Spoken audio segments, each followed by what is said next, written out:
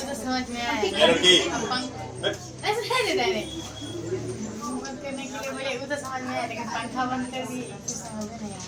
चुप नहीं समझ में आया।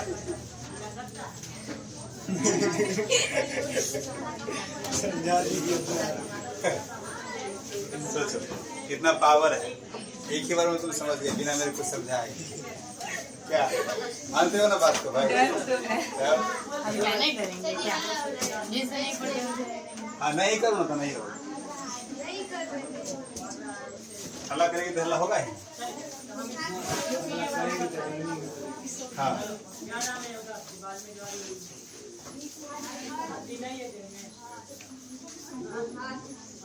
तो हमारा टॉपिक जो होगा आज का, जहाँ से हम लोग स्टार्ट करेंगे, ठीक है, वो होगा जनन स्वास्थ्य। क्या होगा? जनन स्वास्थ्य। जनन स्वास्थ्य। आज कई दिनों के बाद वीडियो बन रहा है ना रे, इसमें गैप हो गया ज्यादा। चलिए कोई बात नहीं। क्या कहा?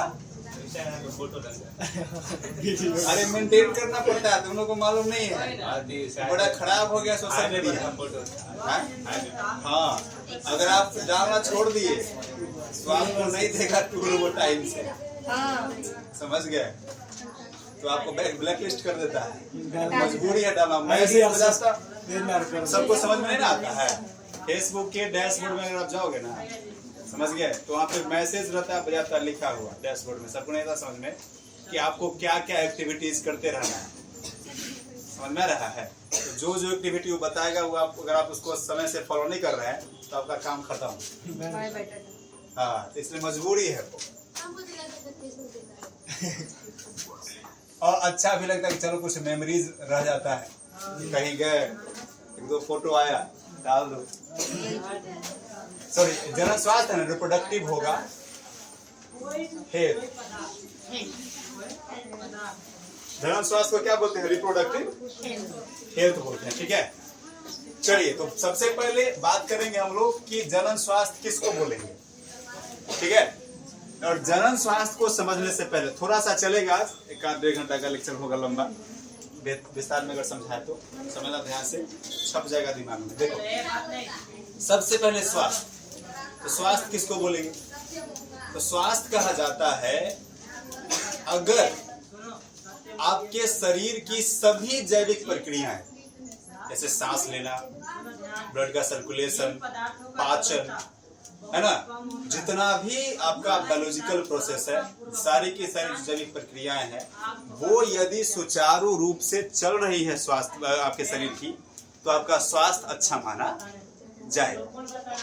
लेकिन यदि किसी भी जैविक प्रक्रिया में कोई व्यवधान उत्पन्न हो जाता है, समझ में आ रहा है ना, किसी भी प्रोसेस में कोई रुकावट उत्पन्न हो जाता है किसी कारण से, तो फिर आपका स्वास्थ्य अच्छा माना नहीं जाएगा। तो अच्छे स्वास्थ्य का पैरामीटर क्या हो कि आपके सभी जैविक प्रक्रियाओं का सुचारू रूप से चलना, क्या कहलाएगा आपका अच्छा स्वास्थ्य।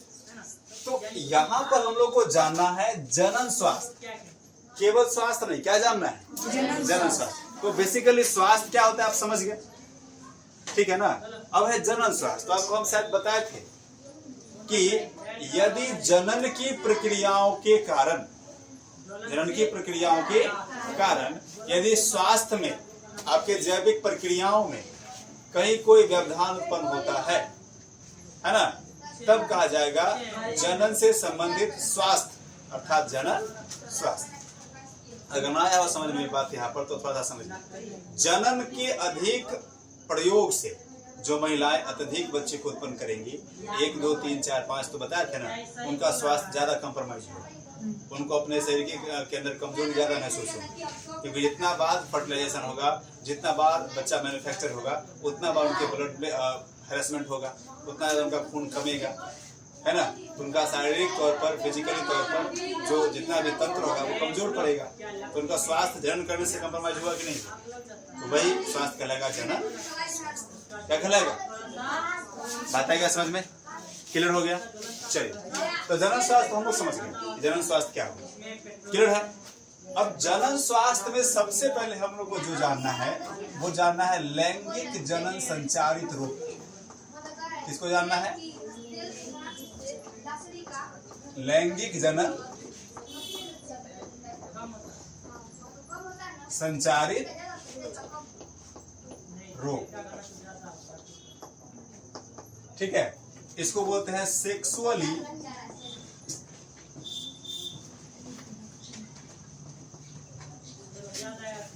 ट्रांसमिटेड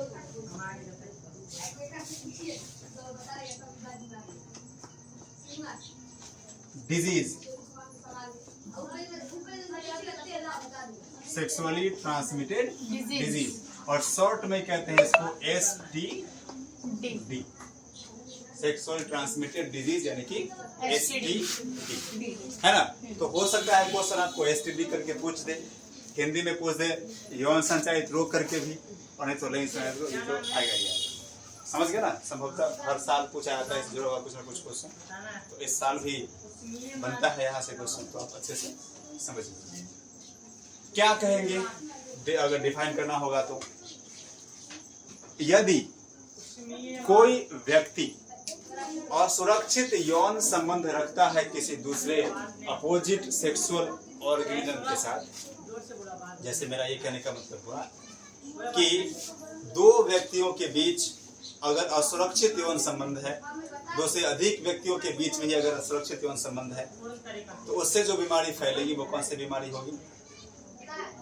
यौन संचारित रोग। जैसे मेरा ये कहने का तात्पर्य हुआ, ये सब जब जो टॉपिक होता है ना, वो थोड़ा सा क्रिटिकल होता है ना, तो या इसमें कुछ शब्दों की कमी होती है बोलने में, तो थोड़ा सा समझने का प्रयास ज्यादा करिए। तो हमारा ये कहना है कि यदि किसी व्यक्ति का यौन संबंध मतलब सेक्सुअल रिलेशन किसी ऐसे व्यक्ति के साथ है जिसको कोई ना कोई इस प्रकार का बीमारी है, यौन बीमारी है, तो जिसका संबंध उसके साथ होगा, बनेगा, समझ गए, उसको भी ये बीमारी हो जाएगी। तो संचारित होने का मतलब क्या? एक से दूसरे में फैलना, एक दूसरे में क्या होना? फैलना। तो क्या फैलना? रोग। कौन सा रोग? तो यौन रोग। यौन रोग क्यों फैलेगा? क्योंकि आपने उस व्यक्ति के साथ यौन संबंध बनाया जिसके पास ये बीमारी पहले से थी। तो इस प्रकार फैलने वाले बीमारियों को क्या बोलेंगे? यौन संचारित रोग। बातें का समझ में क्लियर हो गया होगा? चलिए, अब इसके बारे में थोड़ा सा कुछ ऑब्जेक्टिव टाइप चूंकि यहाँ से पूछेगा, तो उसके बारे में एलैबोरेशन कर देते हैं। जैसे सबसे पहले आपसे बात करेगा कि जैसे आप रोग पढ़ोगे ना, आगे जब रोग पढ़ाएंगे तो उसमें बताएंगे आपको कि रोग जो फैलता है, जो संक्रामक रोग होता है, वो किसी न किसी के माध्यम से फैलता है। कोई ना कोई मीडियम होता है फैलाने वाला। अब जैसे मान लीजिए कि किसी को टीबी हुआ, तो टीबी जब होता है तो किससे होता है? वाइब्रियो कॉलोरी नामक जीवाणु से होता है। तो अगर कोई आदमी को टीबी है, बगल में बैठा हुआ है और आप उसके साइड में कुछ दूरी पर बैठे हुए हैं, 2-3 कदम के बाद जोर जोर से वो खांस रहा है, जितना बार खांसे का झटका मारेगा वो जीवाणु बाहर आएगा, वो फैलेगा वहां के हवा में, और वही में सांस आप भी ले रहे हैं, हवा के माध्यम से वो आपके अंदर चला जाएगा, आपके अंदर भी बीमारी हो जाएगी। तो हवा माध्यम बना नहीं बना, हवा क्या बना? माध्यम बना। उसी प्रकार से माध्यम कीड़े मकोड़े भी होते हैं, जैसे मक्खियां वगैरह बीमारी फैलाने वाली माध्यम होती है।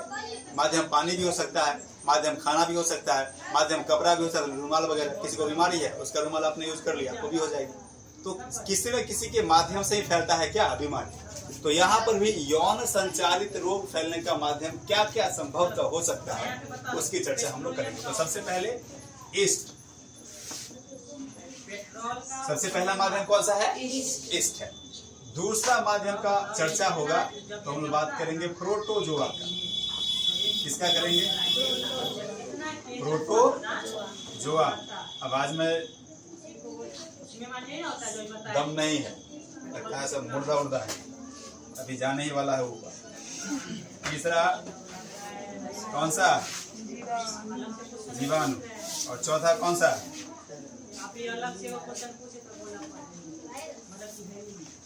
वायरस, जिसको क्या बोलते हैं? विषाणु। क्या बोलते हैं?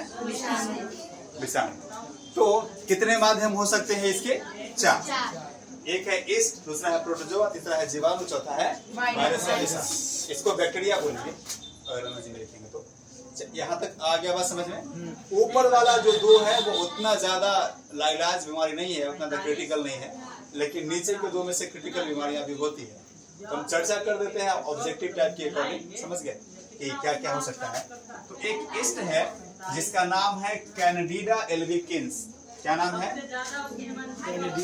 कैनडिडा। क्या रहेगा?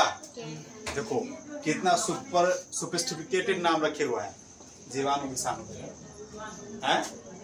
इसका अगर बर्थडे होगा तो क्या बोलेगा? Happy birthday Candida albicans. अरे नाम लेना पड़ता है ना भाई। सब टू यू माने कथी टू यू केकरा टू यू क्या तो नाम लेना पड़ता है। चलिए क्या काफी है इंसान के लिए? समझदार को इशारा काफी है ना। यहाँ पर समझदार कौन है? किसका बर्थडे है? चलो तो कैनडिडा एल्बिकिंस क्या होगा? कैनडिडा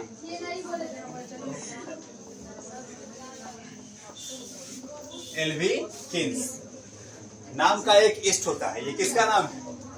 ईस्ट का नाम है, समझ गया। ईस्ट पता है ना आपको, एक कोशिकीय जीव होता है ना। ईस्ट की कुछ प्रजातियों का प्रयोग करके पाउडर बनाया जाता है, जिसका इस्तेमाल बेकरी उद्योग में होता है, पावरोटी बनाने में, है ना, केक वगैरह बनाने में उसका प्रयोग किया जाता है, समझ गए। लेकिन ये वो वाला ईस्ट नहीं है, ये फैलाएगा संक्रमण। तो ये वहां पर फैलता है ज्यादा जहां आपके त्वचा पर नमी ज्यादा फैला हुआ रहेगा। जहां पर नमी ज्यादा होगा वहां पर ये पनपेगा, है ना। और ये चूंकि ज्यादातर जनन तंत्र के आसपास नमी ज्यादा होता है तो यहाँ पर ये पनपता है, समझ गए, पनपेगा। और जनन तंत्र के बाहरी भागों में त्वचा के ऊपर स्किन जो होता है उसके ऊपर अपना ये संक्रमण फैलाएगा, समझ गए।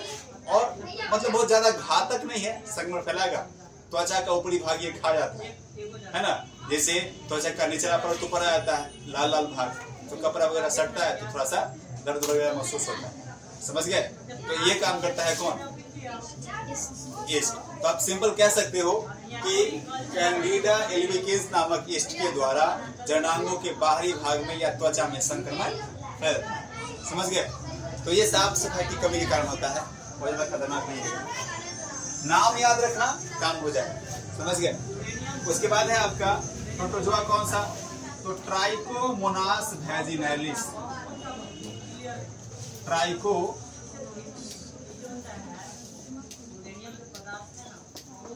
मोनास क्या है नाम? वैजिनैलिस।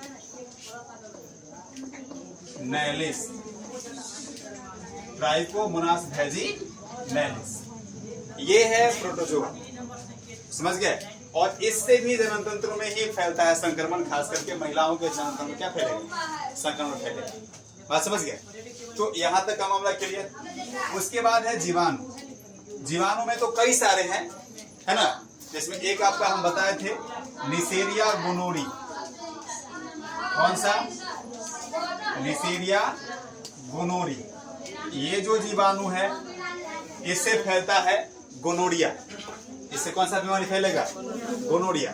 गोनोरिया में क्या होता है? जनन तंत्र का आंतरिक भाग और कुछ बाह्य भाग संक्रमित होता है ज्यादा, है ना, जिससे कि त्वचा में सड़न उत्पन्न हो जाता है ना, बहुत तेज दुर्गंध उत्पन्न होता है, ठीक है। और पानी जैसा द्रव हमेशा पंछा जैसा उससे जनन तंत्र से निकलता रहता है बाहर की तरफ, वो बीमारी कहलाती है गोनोरिया। और ये भी एक घातक संक्रामक बीमारी है जो कि तुरंत दूसरे में फैल सकता है, समझ गए। उसके बाद एक आपका है बीमारी जो उत्पन्न होता है क्लैमाइडिया।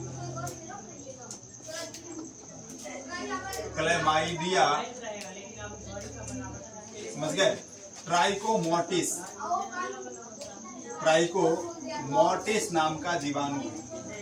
क्लैमाइडिया ट्राइकोमोटिस नाम का जीवाणु है और इस जीवाणु से होता है यूरेथ्राइटिस, सर्विसाइटिस और सेल्पिंजाइटिस जैसा बीमारी, जो कि जीवाणु से उत्पन्न होने वाला बीमारी है।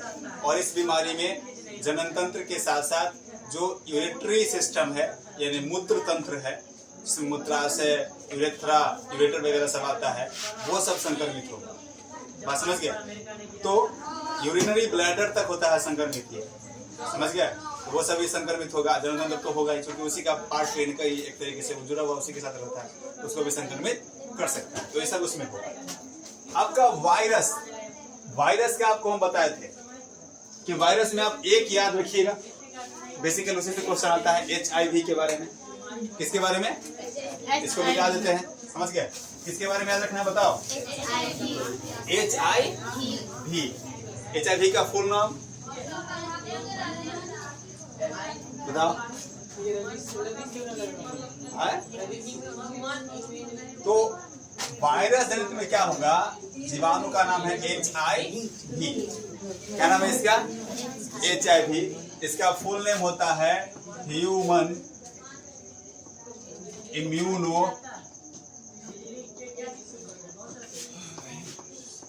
Deficiency virus.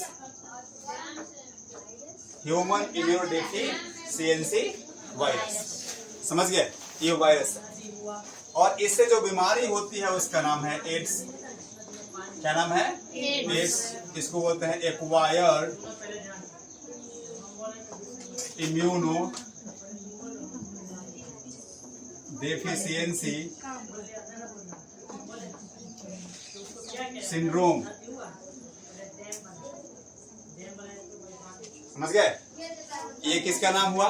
बीमारी। तो ह्यूमन इम्यूनो डेफिशिएंसी वायरस का फुल फॉर्म हुआ और ये एक्वायर्ड इम्यूनो डेफिशिएंसी सिंड्रोम हुआ किसका? एड्स का फुल नाम हुआ। ये वायरस है और इस वायरस के अगर आपके अंदर चला गया तो आपको कौन सी बीमारी होगी? एड्स होगी। समझ गया? एक और क्वेश्चन यहाँ से पूछा जाता है कि जो HIV वायरस है वो किस समूह से संबंध रखता है? तो एक वायरस का समूह है, इसका नाम है रिट्रोवायरस, और रिट्रोवायरस समूह का ही एक वायरस कौन सा है? HIV। तो ध्यान रखिएगा ये कहाँ से बिलोंग करता है? रिट्रोवायरस। कहाँ से? रिट्रोवायरस समूह से या रिट्रोवायरस खानदान से बिलोंग करता है। मैं समझ कौन? HIV। अब थोड़ा सा समझिए कि इसमें क्या होता है। HIV में होता क्या है? अगर किसी को हुआ तो क्या होगा?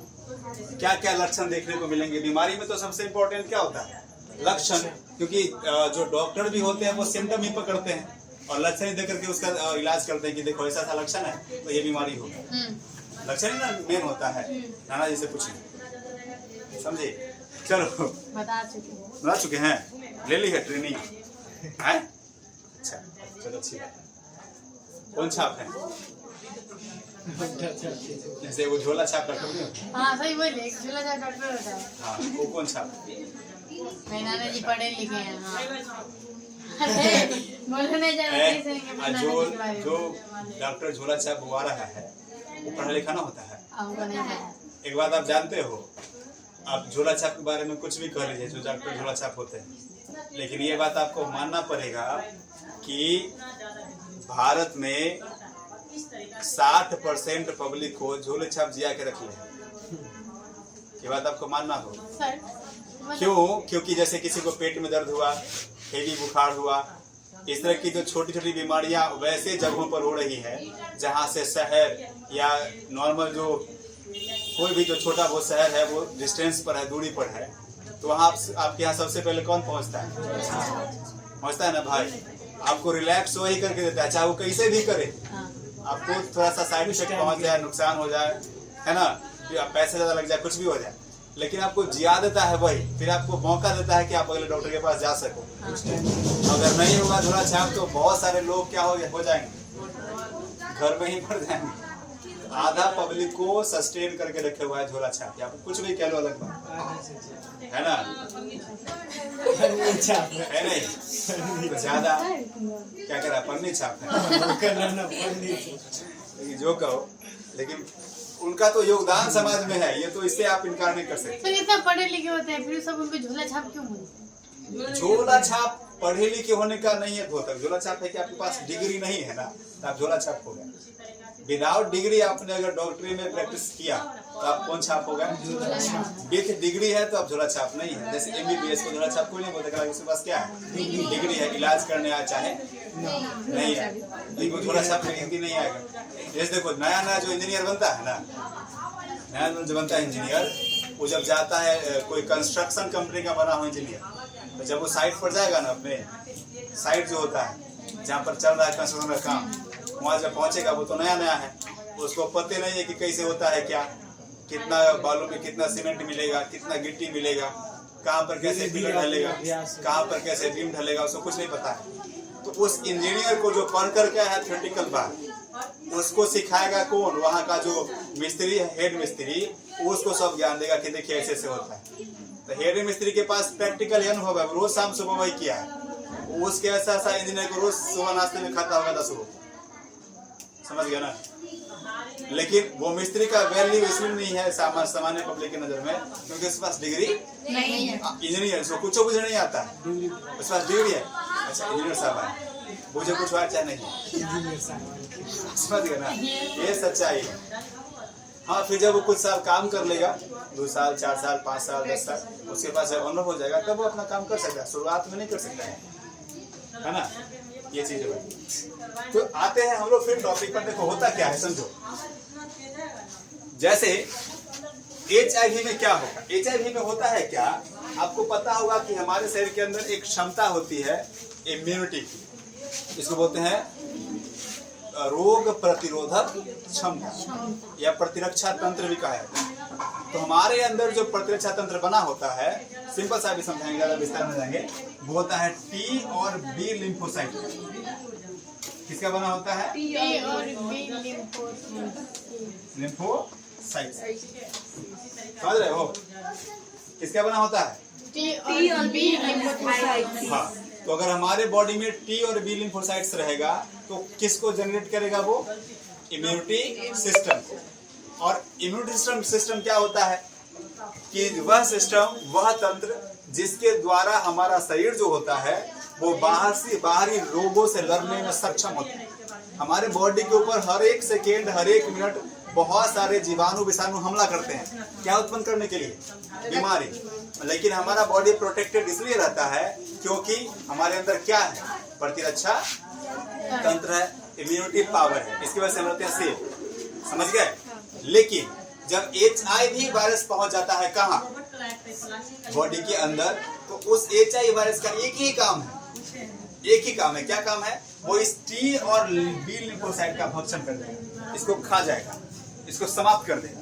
तो आपके बॉडी के अंदर का जब T और B लिम्फोसाइट समाप्त हो गया, तो यही आधार था किसके निर्मित होने का? प्रतिरक्षा तंत्र के, इम्यूनिटी के बनने का। अब अगर ये समाप्त हो गया तो आपका जो इम्यूनिटी पावर है वो सडनली शट डाउन कर जाएगा, वो 0 पर आ गया। यानी आपका जो बॉडी है पूरा ब्लैंक हो गया, पूरा खाली हो गया, एकदम व्हाइट बोर्ड हो गया जिस पर कुछ भी लिखा जा सकता है। समझ में आ रहा है ना बात? एड्स अपने आप में कोई बीमारी नहीं है, उसका काम है कि आपके बॉडी को एकदम ब्लैंक करके छोड़ देना, इम्यूनिटी को एकदम 0 कर देना। अब उसके बाद क्या होगा कि अगर आपको पेट में दर्द हुआ परमानेंट, माथा में दर्द हुआ परमानेंट, बुखार लगा परमानेंट, जो होगा वो छूट भी नहीं करेगा। जो बीमारी होगी वो छूटेगी नहीं। क्यों? क्योंकि बीमारी जो छूटता है ना, वो दवाई से नहीं छूटता है, बीमारी छूटता है किससे? हमारे इम्यूनिटी पावर के बूस्ट होने से। तो दवाई जो होता है वो हल्का सा जो प्रभाव है बीमारी का उसको कम कर देता है, और जब कम कर देता है तो हमारा जो इम्यूनिटी पावर है उसको दबा देता है। बात समझ गए? तो बीमारी से क्या हो जाते हैं? मुक्त हो जाते हैं। बात समझ गए? लेकिन इम्यूनिटी क्या कर दिया? 0 हो गया, तो आपका बीमारी कभी भी दबने वाला नहीं है। तो जो होगा वो हमेशा के लिए रहेगा। अब किसी को बता लो कि अगर 6 महीना के लिए बुखार लग जाए लगातार, तो क्या वो जिएगा? नहीं। तो ये होता है एड्स। नतीजा ये होता है कि आदमी जो होता है वो गल पच के मर जाता है। समझ गए? तो लक्षण आपसे पूछेगा इसमें क्या होता है, तो पहला, लगातार रोज शरीर का वजन घटेगा, 1 किलो 2 किलो रोज वजन घट जाता है उसका। समझ गए? इतनी कमजोरी हो जाती है, शरीर कमजोर हो जाएगा है, उसको आंखों की रोशनी धीरे धीरे कम जाएगी, जो स्मरण शक्ति है, याद रखने की शक्ति है, वो खत्म हो जाएगा, थकावट उसको बहुत महसूस होगा। समझ गए? यत्र तत्र शरीर के त्वचा पर घाव हो जाएगा। बात समझ गए? भूख नहीं लगेगा, खाना नहीं पचेगा, ये इस तरह की बीमारी हो जाएगी। और वो अंततः क्या हो जाता है, पूरा बॉडी उसका एकदम, आप कह सकते हो कि गल पच के सर वगैरह क्यों मर जाता है। ये होता है एड्स। बात समझ गए? तो क्या समझ में आया पूरा? तो ये बीमारी है एड्स। तो ये सब किस में जाएगा बताओ? लैंगिक जनन संचारित रोग में। मेरे ख्याल में यहाँ तक समझ में आ गया होगा आपको। आ गया ना रे? किसी को दिक्कत भी है? नहीं ना? चलो, अच्छा लगा सुन करके। दिक्कत नहीं है। अब बात करेंगे हम लोग अगले सेक्शन का, जिसका नाम है जनसंख्या, है ना? जनसंख्या नियंत्रण, है ना? चलो, तो सबसे पहले बताओ जनसंख्या क्या होगा? What is population? जनसंख्या को आबादी कहते हैं ना, आबादी को जनसंख्या।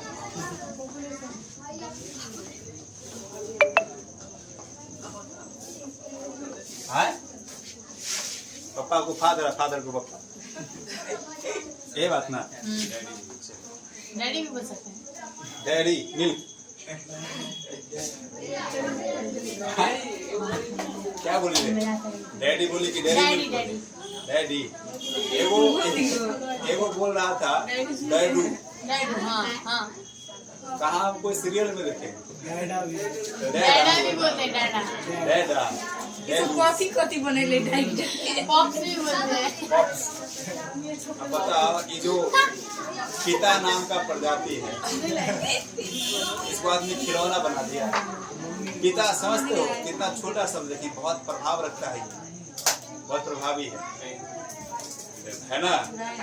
आप अपनी जिंदगी में जो सबसे खुशी का पल देखते हो ना, उसका एकमात्र कारण कौन होता है जानते हो? आपके पिता। क्योंकि जिस दिन से उनका छत्र छाया आपके ऊपर से हट जाएगा, आपको जीवन की वास्तविकता का सामना करना है। नहीं, सही बात है नहीं? हाँ, इंसान अपने आप को तब तक महफूज रख सकता है हर चीज से जब तक उसके ऊपर किसका साया है? पिता। लेकिन इस संसार में पिता का महत्व इतना घटा दिया गया है, इतना घटा दिया गया है, इतना इजी बना दिया गया है, क्योंकि पिता वो एक सजीव है, पता है ना? वो चाह कर भी कुछ नहीं कर पाता, मजबूर रहता है ना? बच्चा सब दे दिया धमकी, बोलिएगा तो जहरे खा ले, भाग जाएंगे। बहुत टॉर्चरेबल जीवन गुजारना पड़ता है पिता बनने के लिए। आप लोगों को ही महसूस होगा जब बनिएगा, क्योंकि जो प्रकरण, जैसा बिहेव आप कर रहे हो अपने गार्जियन के साथ, वही चीज झेलना पड़ेगा, उसे दुगना झेलना पड़ेगा आपको, आपके बच्चे के कारण आप झेलिएगा। क्योंकि जो आपने किया वो तो मूल हुआ ना, ब्याज तो जो के मिलेगा। इसलिए गलती नहीं करिए।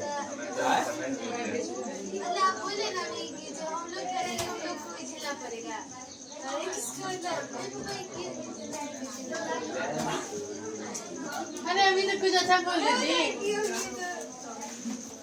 हो सकता है, लेकिन तुम्हारे पास समझदार है ना भाई कि तुम ऐसा न करो, ठीक है? चलिए समझिए, जनसंख्या क्या होगा? जनसंख्या होता है किसी निश्चित क्षेत्र में उपस्थित कुल जीवों की संख्या को क्या बोलते हैं? किसी निश्चित क्षेत्र में उपस्थित कुल जीवों की संख्या को क्या बोलेंगे? जनसंख्या, ठीक है ना? अब आप बताइए, इस परिवेश में मनुष्य का जनसंख्या का लगातार इस अनुपात में बढ़ते जाना हमारे पर्यावरण के लिए, हमारे इकोलॉजी के लिए, इकोसिस्टम के लिए हानिकारक है या फायदेमंद है? बिल्कुल हानिकारक है, क्योंकि इस कारण से बहुत अधिक मात्रा में प्रदूषण फैल रहा है, जैसे कि बहुत सारी बीमारियां उत्पन्न हो रही है, संसाधनों को नष्ट किया जा रहा है बहुत तीव्र गति से, जिसका कहीं न कहीं खामियाजा भुगतना पड़ रहा है मनुष्य को ही, है कि नहीं है? साल दर साल। तो जनसंख्या को घटाना पड़ेगा, क्योंकि बहुत ज्यादा नुकसान पहुंचा रहा है कि नहीं है? जनसंख्या के बढ़ने से क्या होता है? बहुत बीमारियां उत्पन्न होती है, एक नुकसान हो गया। प्रति व्यक्ति आय घट जाता है, लोगों का इनकम घट जाता है, दूसरा हुआ, और संसाधनों का बहुत अधिक दोहन होता है। इस तरह से बहुत सारी परेशानियां उत्पन्न जनसंख्या बढ़ने से। तो जब इतना खराब है जनसंख्या, तो कितनी इसे नहीं बढ़ाना चाहिए, लोगों को समझदार बनना चाहिए, है ना? लेकिन लोग मानने के लिए तैयार नहीं है। जागरूकता की कमी है, अवेयरनेस की कमी है, है कि नहीं है? बोगी में बोगी जोड़ देता है, 10 को 15 को पहुंचा देता है। ये सब गलत बात है, समझदार बनना चाहिए लोगों को, है ना। लेकिन पॉइंट ये है कि आखिर ऐसा क्या क्या तरीका है, ऐसा क्या क्या टेक्निक है जिसको यूज करके जनसंख्या को नियंत्रित किया जा सकता है, क्योंकि हानिकारक है ना, तो नियंत्रण क्या है, जरूरी है। तो चलिए समझते हैं हम लोग जनसंख्या नियंत्रण।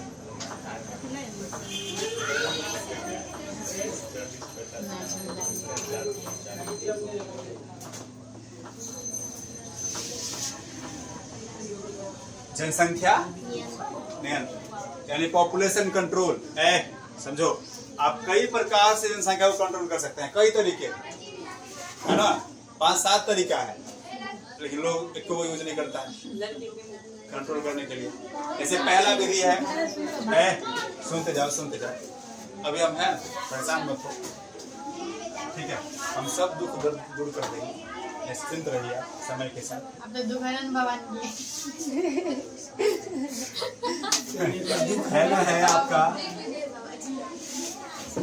हार्मोनल विधि। भैया वाला ध्यान दो, आजू बाजू वाला कम। दूसरा है प्राकृतिक विधि। कौन सा है? यानी कि नेचुरल मेथड। तीसरा है रासायनिक।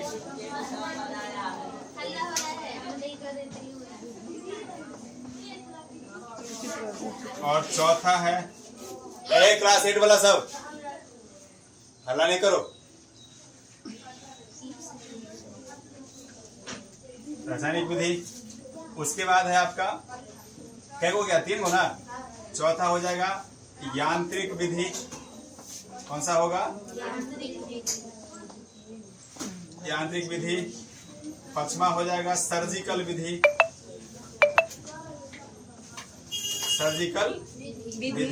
मतलब ऑपरेशन वाला, सर्जरी। और छठा हो जाएगा चिकित्सीय सगर्भता समापन।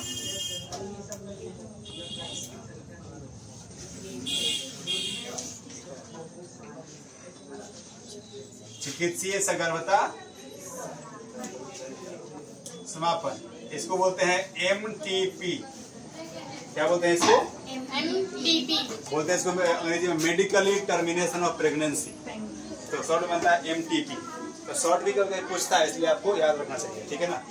तो कितने मेथड्स है जनसंख्या कंट्रोल करने के? 6 को है। आपके बुक में कितना दिया हुआ है? कितना है?